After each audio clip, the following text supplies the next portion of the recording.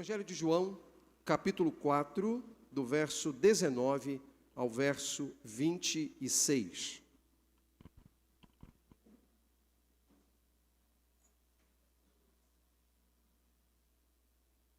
Evangelho de João, capítulo 4, do verso 19 ao verso 26. A palavra do Senhor nos diz assim: Disse a mulher: Senhor, vejo que é profeta. Nossos antepassados adoraram neste monte, mas vocês, judeus, dizem que Jerusalém é o lugar onde se deve adorar. Jesus declarou: Creia em mim, mulher. Está próxima a hora em que vocês não adorarão o Pai, nem neste monte, nem em Jerusalém. Vocês, samaritanos, adoram o que não conhecem. Nós adoramos o que conhecemos, pois a salvação vem dos judeus. No entanto, está chegando a hora, e de fato já chegou, em que os verdadeiros adoradores adorarão o Pai em espírito e em verdade. São estes os adoradores que o Pai procura. Deus é espírito, e é necessário que os seus adoradores o adorem em espírito e em verdade. Disse a mulher: Eu sei que o Messias, chamado Cristo, está para vir. Quando ele vier, explicará tudo para nós. Então Jesus declarou: Eu sou o Messias, eu que estou falando com você. Assentem-se, meus irmãos.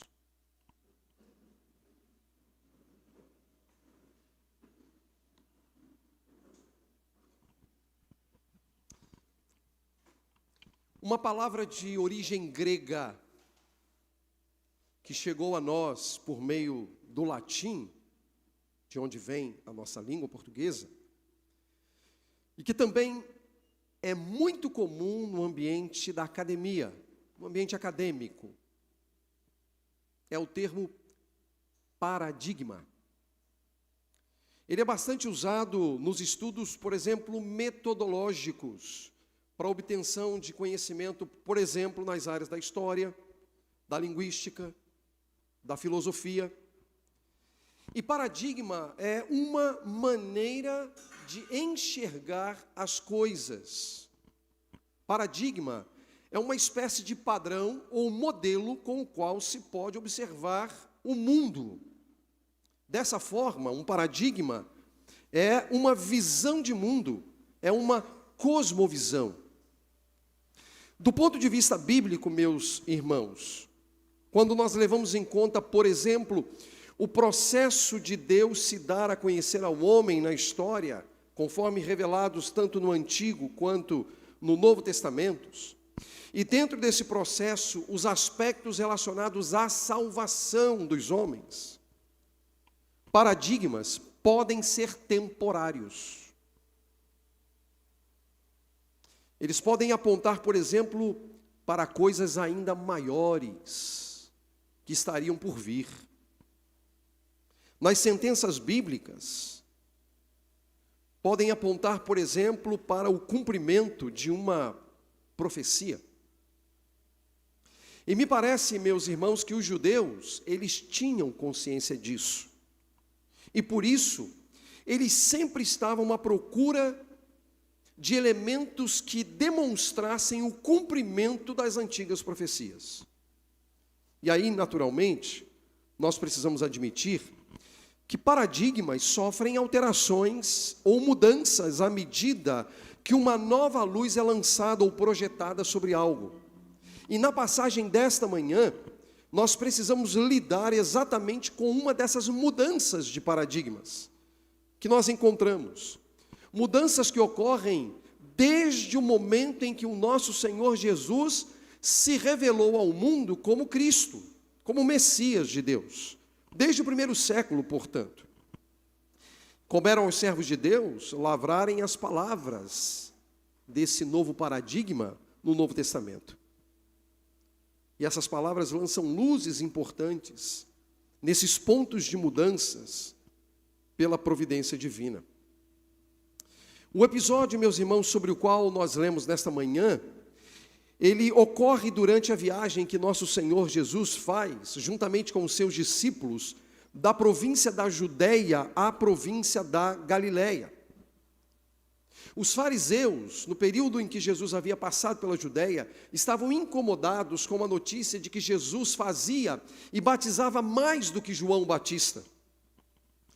E por conta disso, e por não ter chegado ainda o tempo de Jesus se dar a conhecer a todas as pessoas, ele entende ser necessário voltar para a Galiléia. E o percurso da Judéia para a Galiléia exigia passar pela província de Samaria.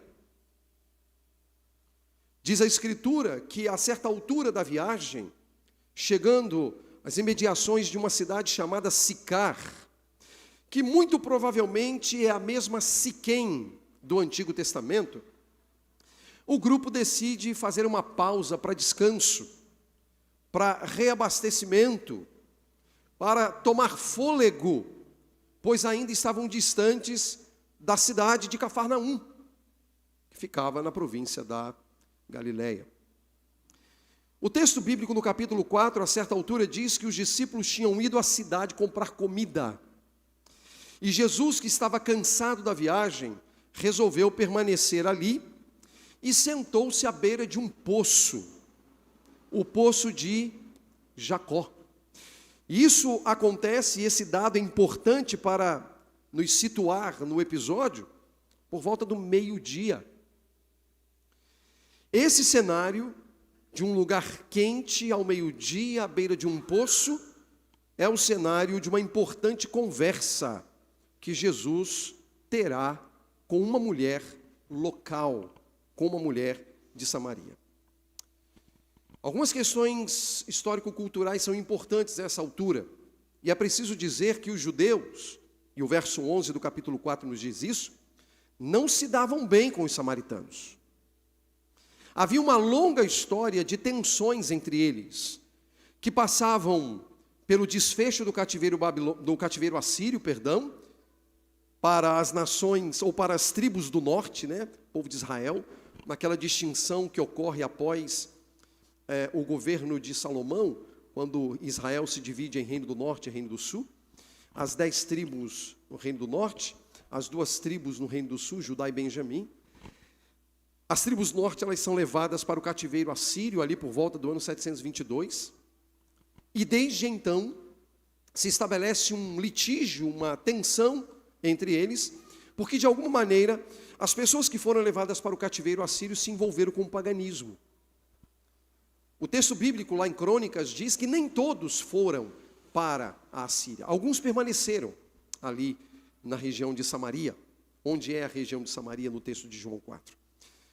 Mas a grande tradição dizia que eles haviam se prostituído com outros ídolos. Eles haviam se tornado pagãos. E desde então, qualquer tipo de relacionamento de um judeu com um samaritano significava um tipo de relacionamento impuro. Por isso, um judeu, ele não se relacionaria com um samaritano. Mas não apenas por isso. Também na tradição samaritana, era dito que o local verdadeiro do culto a Deus não era no Monte Moriá, ou em Sião, em Jerusalém, mas sim no Monte Gerizim, que era um monte muito próximo de onde Jesus se acha neste momento. É certo que de onde Jesus estava, ele podia olhar o Monte Gerizim. Ele podia encontrar as ruínas do templo, que havia sido destruído mais ou menos 150 anos antes pelos judeus. Por isso, os judeus e samaritanos evitavam negócios, estavam separados política e religiosamente. E esses dados, eles são importantes porque isso avoluma a conversa que Jesus tem com essa mulher. É preciso lembrar também, meus irmãos, que a região de Samaria, geograficamente falando, eram as terras que Deus havia dado a 3 tribos: Dan, Issacar e Manassés. Essas terras haviam sido dadas por Deus aos filhos de José, onde também José, ou os restos mortais de José, foram sepultados, depois que o povo sai do cativeiro egípcio. Ele é sepultado ali, naquela região, numa terra dada por Deus aos seus filhos, aos seus descendentes. O ponto em que ocorreria esse encontro de Jesus com a mulher era, portanto, um importante lugar, pois também era parte do campo que o patriarca Jacó havia comprado de um certo Hamor e havia construído um altar ao Deus de Israel. A região de Samaria, portanto, não era uma região em si pagã. Ela era parte do povo de Israel. Era parte do povo de Israel. E obviamente que essa informação do poço de Jacó, por si só, bastaria para demonstrar o apreço sagrado daquele lugar. Um detalhe importante é que além do Monte Gerizim, havia um outro monte chamado Monte Ebal, que também podia ser avistado daquele lugar. O Monte Gerizim numa ponta, o Monte Ebal na outra ponta. Por que esses dois montes são importantes? Porque, de acordo com Deuteronômio 11, esses montes representavam bênção, Monte Gerizim, e maldição, Monte Ebal. Você pode ver isso no capítulo 11. A cidade de Sicar estava, portanto, entre esses dois montes, num vale entre os dois montes. E não é nenhuma forçação de barra dizer que era uma cidade que estava entre a bênção e a maldição. E foi nesse lugar que Jesus aguardou aquela mulher.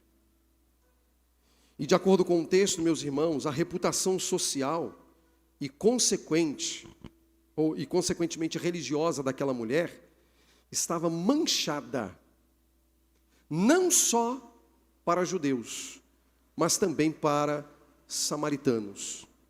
Isso porque judeus e samaritanos seguiam e seguem até hoje a lei de Moisés. Aquela mulher tivera 5 homens. E nas palavras de Jesus, agora ela vive com um que não é seu marido. Ela havia se tornado presa do pecado, quebrando a lei, ofendendo ao Senhor. De acordo com o verso 15, ela não era feliz. Inclusive, nós podemos inferir que a duvidosa reputação dessa mulher exigisse dela uma atitude diferente em relação à melhor hora para se buscar água no poço. Porque uma mulher não saía no sol a pino com o seu cântaro para buscar água ao meio-dia. Talvez ela fosse alvo do cancelamento de outras mulheres que diariamente visitavam o poço mais cedo. Talvez aquela mulher sofresse olhares preconceituosos dos que passavam por ela e ainda ouvia gracejos ou maldições por causa da sua condição. E, portanto, para ela, a sua melhor companhia seria o seu cântaro e não qualquer outra pessoa.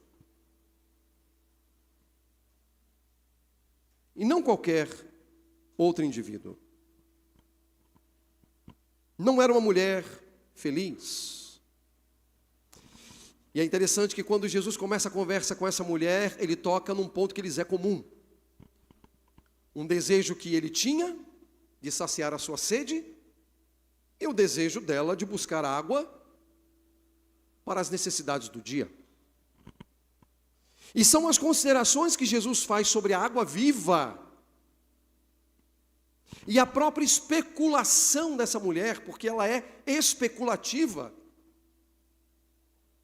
sobre Jesus ser um profeta,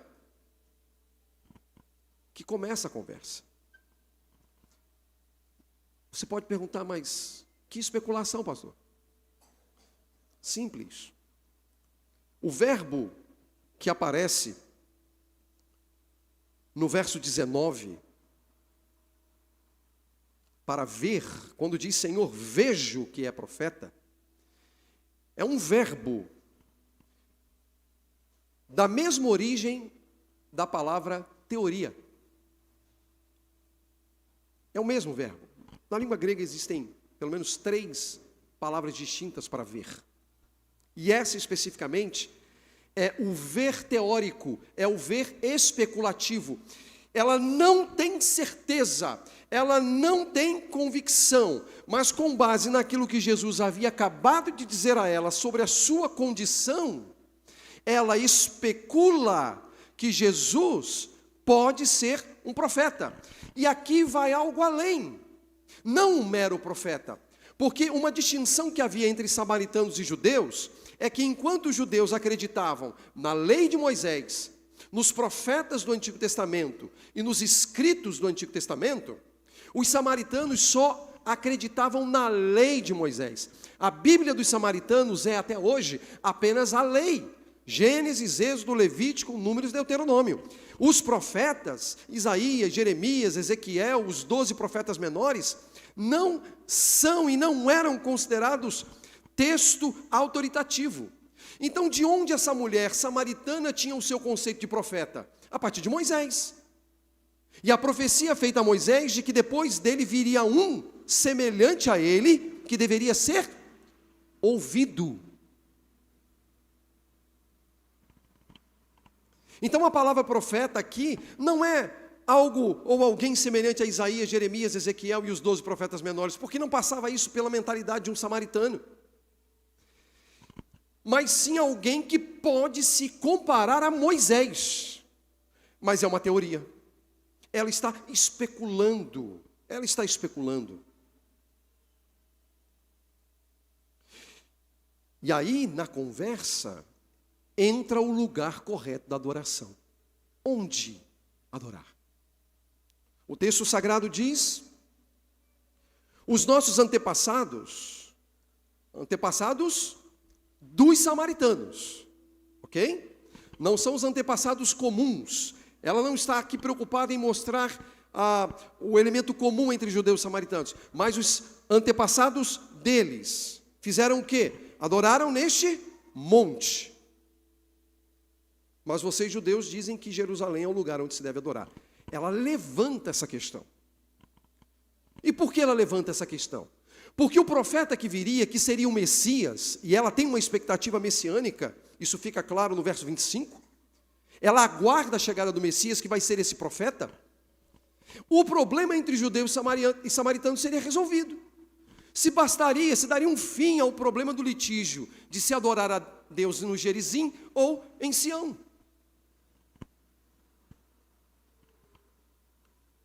E ela levanta essa questão. E observe que o texto não é uma pergunta. Ela não pergunta. Ela especula. Ela apenas afirma.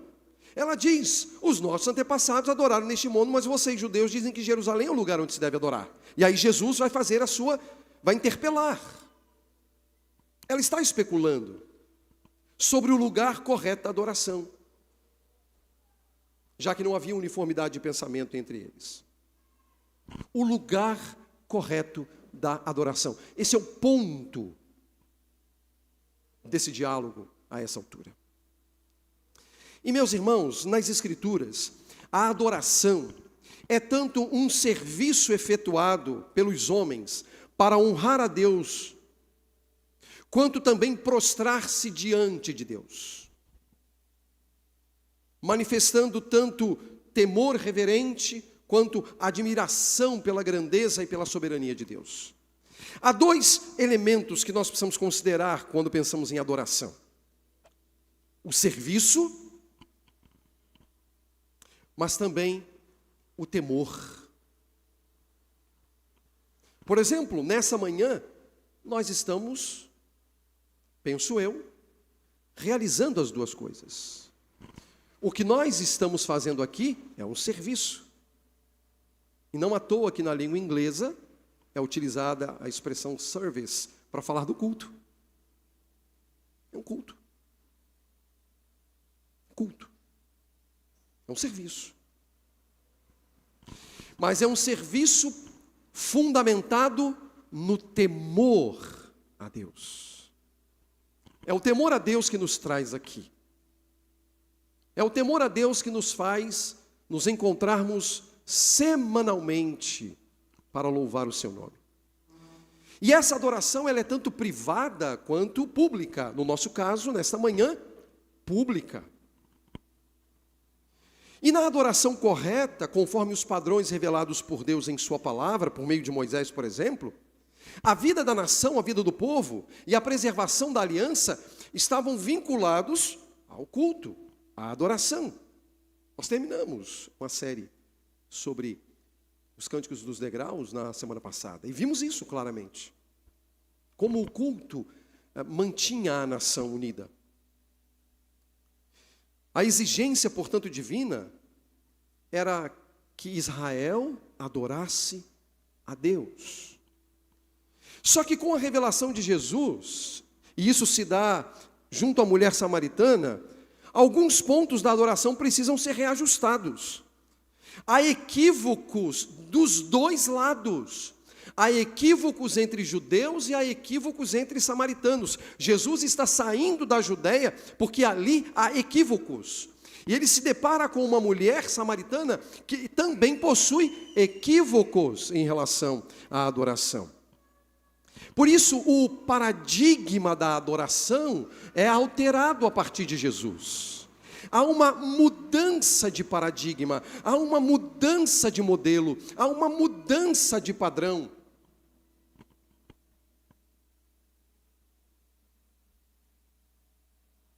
E agora, a adoração já não diz respeito mais a um lugar, mas a uma pessoa. O autor aos Hebreus, falando sobre essa pessoa, disse que ele é o sumo sacerdote que adentrou o maior e mais perfeito tabernáculo, não feito por homem. Sumo sacerdote e tabernáculo. Cristo. E aí, nesse caso, meus irmãos, nessa mudança de paradigma, nós precisamos admitir que a bênção e a maldição já não eram mais casos entre montanhas. Gerizim, bênção, Ebal, maldição. Já não é mais isso. O caso agora passa a ser entre montanhas e Jesus. A bênção em Jesus. E a religiosidade vazia, de onde deriva a maldição, naquelas montanhas. Isso mostra, meus irmãos, que a adoração vai além de um lugar. Por isso, meus irmãos, nós não devemos permitir desvios nesse tópico tão fundamental, que com enorme facilidade é capaz de nos levar da bênção à maldição. E isso em bem pouco tempo. Meus irmãos, adorar a Deus é como estar em Sicar, entre os montes Gerizim e Ebal. Adorar a Deus é estar entre a bênção e a maldição. Mas se nós atribuímos a bênção a um lugar e não a uma pessoa, isso não é bênção, é maldição. Cristo já veio e é por meio dele que devemos adorar o Pai. A conversa entre Jesus e a mulher samaritana ensina que um lugar específico ao qual devemos peregrinar, por exemplo, já não é o elemento central ao qual os adoradores devem se apegar. Em Jesus, a adoração seria em espírito e em verdade, sendo ele mesmo o sumo sacerdote de uma ordem superior, e em seu corpo, o tabernáculo de Deus entre os homens. O mesmo corpo que ele disse que destruiria ou derrubaria e em 3 dias reergueria. Um templo definitivo, não sendo, portanto, mais um lugar, mas sim uma pessoa. E o que essa passagem nos ensina? O que ela nos traz? Primeiro, A nossa adoração, irmãos, de acordo com o diálogo de Jesus com essa mulher, não deve se conformar às nossas especulações. Adorar a Deus não é uma especulação. Toda e qualquer especulação é fruto de uma mente subjetiva, que dá vida àquilo que não é real. Meus irmãos, embora haja espaços para que haja especulações na vida, especulações, em certo sentido, têm a sua importância em alguns momentos, em algumas circunstâncias, mas no que diz respeito à adoração, não deve haver especulações.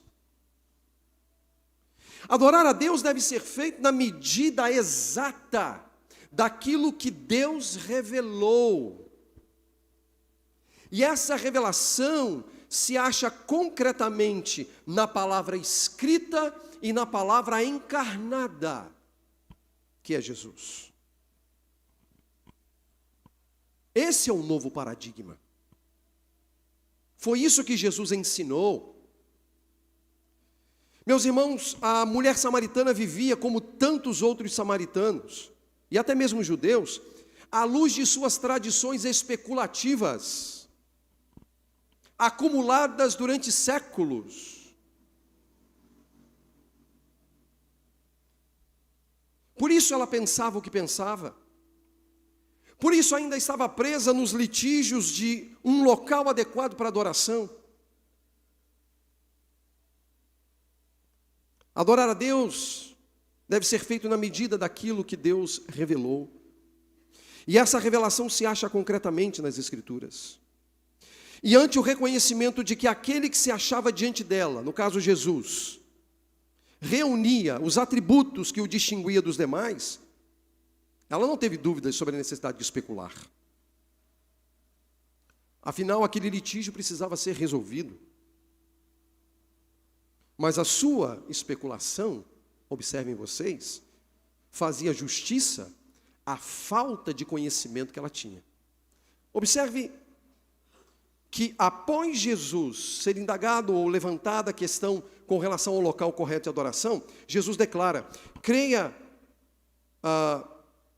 em mim, mulher, está próxima a hora em que vocês não adorarão o Pai nem neste monte, e ele deve apontar para o Gerizim, nem em Jerusalém. Vocês, veja o que Jesus diz a ela, vocês samaritanos adoram o que não conhecem. Ora, se os samaritanos adoravam aquele que não conheciam, isso é especulação. E se adoram o que não conhecem, essa adoração especulativa era a típica adoração não recomendada pela própria Escritura, porque eles não tinham consciência nem mesmo sobre quem era este Deus. Daí que se colocar numa condição de adorar a Deus, não significa necessariamente que nós estamos fazendo. Porque talvez, no ponto em que nós nos achamos diante de Deus, nós apenas estejamos especulando sobre esse Deus e nós não o conhecemos como deveríamos conhecer. E uma adoração especulativa não é adoração. E lembrando que uma adoração especulativa é fruto de tradições. Foi o que aconteceu com essa mulher. Ela tinha tradições na sua mente. E ela adorava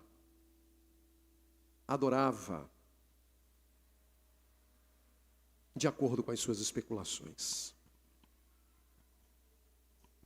Adorava o que não conhecia. E aqui chega um ponto de aplicação, é que você já deve ter ouvido aí uma frase que se tornou no nosso meio, quando eu digo nosso meio, não apenas no nosso meio aqui, mas no meio evangélico de um modo geral, sobretudo no meio reformado, que o nosso coração é uma fábrica de ídolos, né? Você já ouviu isso aí? Talvez você já tenha dito isso aí, não é? Nosso coração é uma fábrica de ídolos. Bom, vou ousar. Eu lhes digo, nosso coração é uma fábrica de especulações. E são essas especulações que criam os nossos ídolos.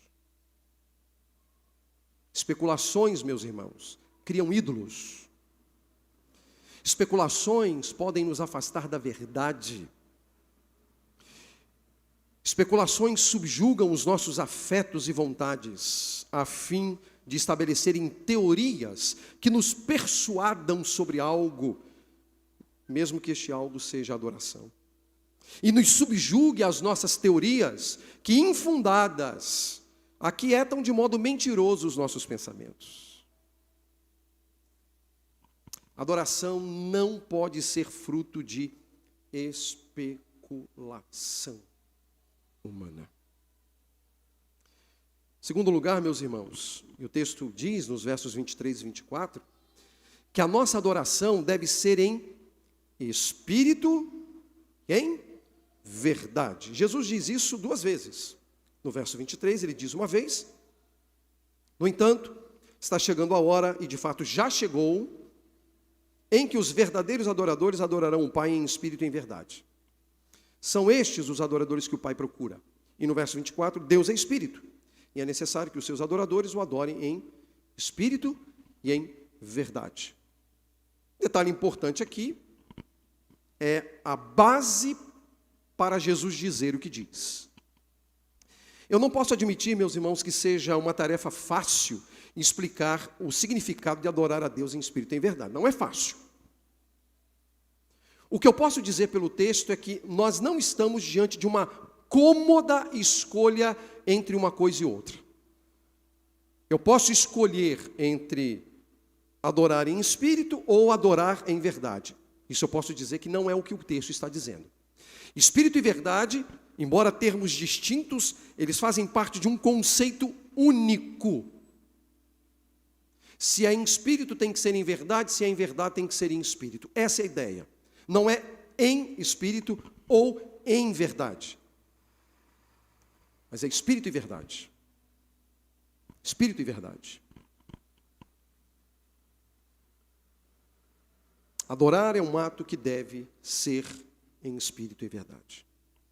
E uma cláusula importante que deve ser usada aqui como base para nós entendermos a natureza dessa adoração é a própria declaração de que Deus é espírito. E a palavra espírito aqui, ela não está fazendo referência à terceira pessoa da Trindade. Ela está fazendo referência à natureza divina. Ele é espírito. Ele não tem forma corpórea na sua natureza divina.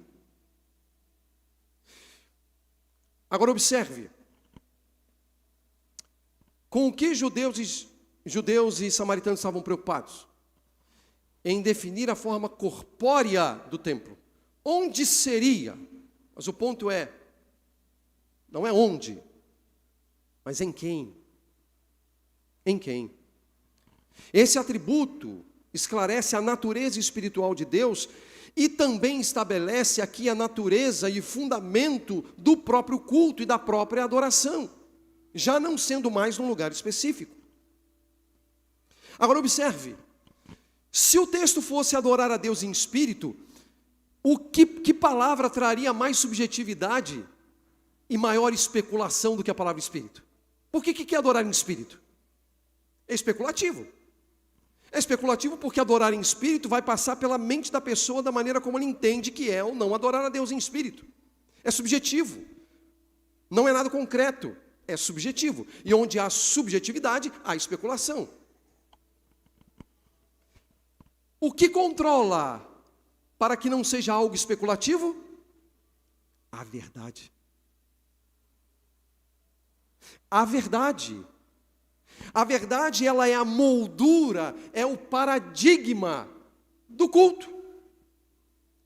A verdade da palavra escrita e a verdade da palavra encarnada que está diante daquela mulher no poço de Jacó.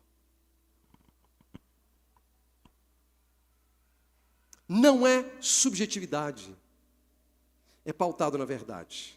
por isso que Jesus afirmou categoricamente no Evangelho de João, e ele vai afirmar categoricamente no Evangelho de João, em duas ocasiões, sobre essa verdade. Ele vai dizer assim, se pois o Filho vos libertar, o que diz o texto?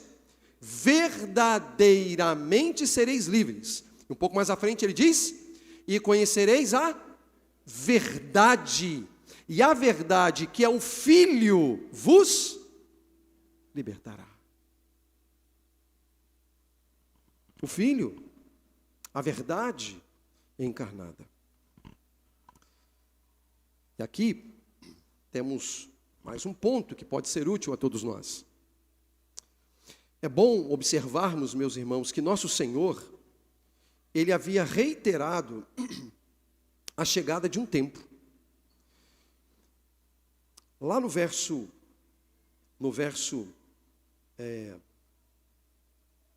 de número 19, do capítulo 4, ele diz, a mulher diz, né? Senhor, vejo que é profeta, nossos antepassados adoraram neste monte, mas vocês judeus dizem que em Jerusalém é o lugar onde se deve adorar. E aí Jesus declara, creia em mim, mulher, está próxima a hora. Está próxima a hora. Tudo que Jesus diz no verso 21 está próxima a hora. Agora veja o que ele diz no verso 23. No entanto, está chegando a hora e, de fato, já chegou. A hora já chegou. Já chegou. A hora de quê? De adorar o Pai em espírito e em verdade. Uma adoração que tem o seu caráter individual, obviamente, mas que tem o seu caráter coletivo e que passa pela figura de Jesus. Meus irmãos, é isso que significa ser Jesus o mediador de uma nova aliança. O que nós estamos fazendo aqui não teria qualquer valor se o mediador do que nós estamos fazendo aqui não fosse Jesus. Ele não é apenas o mediador da nossa salvação. Sim, ele é. Ele não é apenas o mediador das nossas orações. Sim, ele é, pois oramos em seu nome. Mas ele também é o mediador do culto, porque ele é o sumo sacerdote. Segundo a ordem de Melquisedeque. Ordem essa diante da qual a própria ordem levita se curvou em Abraão, em reconhecimento. É por meio de Jesus. Meus irmãos, atentem para o que eu vou dizer.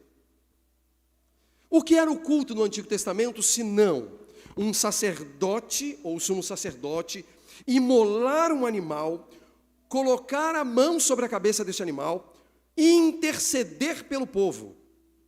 Isso era o culto. O culto envolvia um sacerdote ou um sumo sacerdote, um animal imolado e uma intercessão pelo povo. Isso era o culto. Mas veja, há sacerdotes aqui? Não.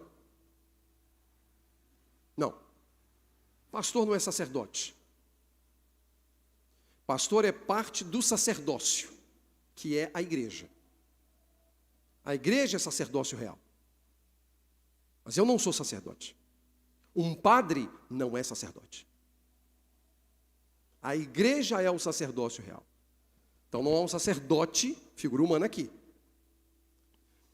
Nós sacrificamos animais aqui? Não. Consequentemente, não há orações intercessórias feitas pelos sacerdotes quando imolam um animal. Então a gente precisa admitir o seguinte: isso aqui é um culto?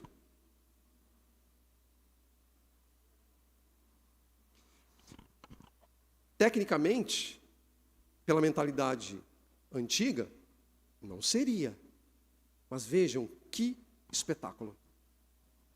Se Cristo é o mediador, Ele é o responsável pelo culto final, definitivo, que nos move a isso aqui. O culto final correu no Calvário. Lá ele satisfez a Deus. Hoje, quando nós nos juntamos por causa daquilo que Ele fez. Por isso que Ele é o mediador do que nós estamos fazendo aqui. Por isso podemos dizer que isso aqui é adoração. Que isso aqui é culto. Não porque nós tenhamos um indivíduo que ofereça um animal e ore intercessoriamente, mas porque os nossos olhares se voltam para a cruz, e na cruz o Cordeiro, que também era sacerdote, e que também intercedeu por nós, capítulo 17 de João, ele realizou uma obra poderosa, eficaz, que nos alcançou e que nos trouxe até este espaço aqui, como colocou em tantos outros espaços dessa cidade, desse estado, desse país, deste mundo, gente salva, e salva por causa do culto final e definitivo que ocorreu no Calvário. Se Cristo não está aqui conosco, não tem culto. Se Cristo não é o eixo da adoração, não tem culto. Se Cristo não é Senhor sobre nós, não tem culto. Porque sem Cristo não há cordeiro, sem cordeiro não há sangue, não há intercessão, não há sacerdócio. Se nós estamos aqui, estamos por causa de Cristo. Ele é o mediador do que nós estamos fazendo aqui. Por isso que uma reunião em que Cristo não é exaltado, não pode ser chamada de culto, mesmo que seja no Monte Gerizim, ou no Monte Ebal, ou em Jerusalém, ou em qualquer templo cristão, em qualquer lugar do mundo. Não é mais um lugar, é uma pessoa. Por isso é possível se reunir embaixo de uma bananeira, de uma goiabeira ou de uma mangueira. Se você vai à África, é isso que vai acontecer. Os nossos irmãos se reunindo embaixo de mangueiras, de goiabeiras e bananeiras. Alguns se reúnem em salões alugados. Olha nós. Alguns têm templos suntuosos. Mas não é porque é uma bananeira, não é porque é um salão alugado ou um templo suntuoso. É por causa de Jesus. É Jesus. Ele é o centro, Ele é o eixo do culto, da adoração, do serviço a Deus. Se Cristo não estiver conosco, nós estamos fadados ao fracasso. É Ele. Apenas Ele. Não é mais a questão de um lugar sagrado, mas de uma pessoa sagrada, em espírito e em verdade. Terceiro ponto, e apenas reitero o que acabo de dizer, se dá exclusivamente por meio de Jesus. Foi isso que Jesus disse à mulher. Eu sei que o Messias, veja que ela é quem está dizendo, eu sei que o Messias, chamado Cristo, está para vir. Quando ele vier, explicará tudo para nós. Explicará o quê? Esse problema de um lugar onde adorar. Era a dúvida. Então Jesus declarou, eu sou o Messias, eu que estou falando com você. Aqui está a mudança, meus irmãos, de paradigma da adoração. Já não seria um lugar ou outro, mas em uma pessoa que é Jesus. A bênção e a maldição já não estariam mais num monte ou num outro, mas entre uma pessoa e os montes. Nas palavras do autor aos Hebreus, lembrando, Jesus é o sumo sacerdote, que adentrou o maior e mais perfeito tabernáculo, não feito por mão humana. Diante do Monte Sião, em Jerusalém, ele afirmou aos discípulos que o templo seria derrubado e reedificado em 3 dias. E ele falava de quê? Ele falava do seu corpo. Meus irmãos, aquela mulher vivia sob a expectativa da chegada do Messias. Na mente dela, talvez não convencida pelas palavras de Jesus sobre a condição dos samaritanos, o Messias, quando viesse, resolveria um antigo impasse. E muito provavelmente daria razão aos samaritanos, porque na nossa tradição a razão sempre é dada para nós, nunca para os outros. Então ela poderia esperar que quando o Messias aparecesse, ele diria assim, olha, se voltaria para os judeus e dissesse assim, olha, não são vocês, são os samaritanos que estão corretos. Então talvez ela esperasse que as suas especulações fossem atendidas. Mas, meus irmãos, apesar de toda a sua especulação, ela é surpreendida por uma declaração de Jesus acerca de si mesmo. Ele diz, eu sou o que falo contigo. A NVI traduz como, eu sou o Messias, né? Eu sou o Messias, eu que estou falando com você. Mas no texto original diz apenas, eu sou o que fala contigo. É isso. E, meus irmãos, eu tive a curiosidade de buscar essa declaração. na língua do Antigo Testamento. Peguei um Novo Testamento na língua do Antigo Testamento e fui verificar como está lá. E sabe o que eu descobri? A declaração que Jesus faz, que está no hebraico, no Novo Testamento, é isso mesmo. Eu sei que o Novo Testamento foi escrito em grego. Mas eu estou dizendo que existem cópias hebraicas do Novo Testamento. E eu tenho uma cópia hebraica do Novo Testamento. Eu fui numa cópia hebraica do Novo Testamento, lá no Evangelho de João, capítulo 4, e fui ver a declaração de Jesus. E ele diz em hebraico assim, Anihu, eu, literalmente, sou ele. Anihu. Quando a gente vai ao capítulo 3:15 de Gênesis, vai lá? Vamos lá?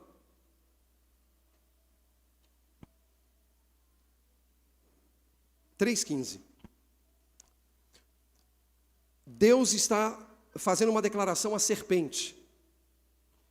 E no 3:15 ele diz assim, porém inimizade entre você e a mulher, entre a sua descendência e o descendente dela. Este lhe ferirá a cabeça e você lhe ferirá o calcanhar. A palavra descendente, que depois aparece como este, é a mesma palavra que Jesus utiliza aqui. É como se ele estivesse dizendo para aquela mulher que aquele que viria para esmagar a cabeça da serpente é ele. Ele, portanto, é o cumprimento da profecia. E isso é importante por quê? Porque Jesus poderia citar profetas. Mas lembrem-se, os samaritanos não acreditavam nos profetas, nos livros proféticos.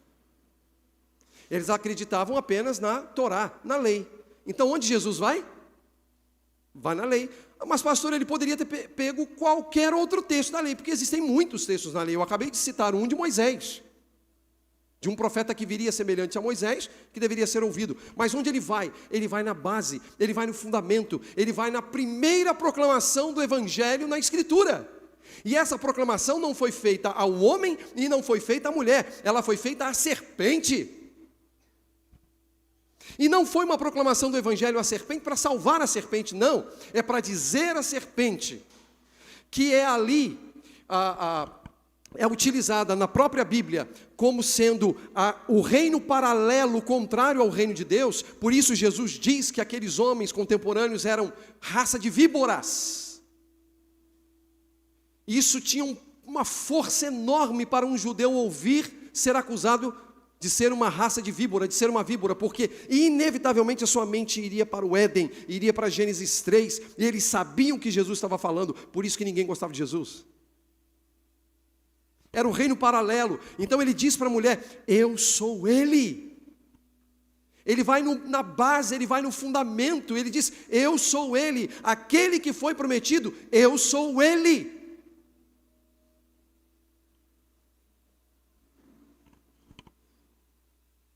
Meus irmãos, isso significa que toda tentativa de nos achegarmos a Deus sem Jesus será frustrada. Ele é o sumo sacerdote e o templo da nova aliança. Ele é um mediador entre Deus e os homens. Ele é um cumprimento das antigas profecias. Ele é a água viva que sacia os lábios rachados de homens sedentos nesse deserto que vivemos. Nada menos do que beber dessa água nos permite o acesso a Deus. Nada menos do que Cristo nos leva a Deus. Nós precisamos de Cristo, o mundo precisa de Cristo, a igreja precisa de Cristo, eu preciso de Cristo, você precisa de Cristo.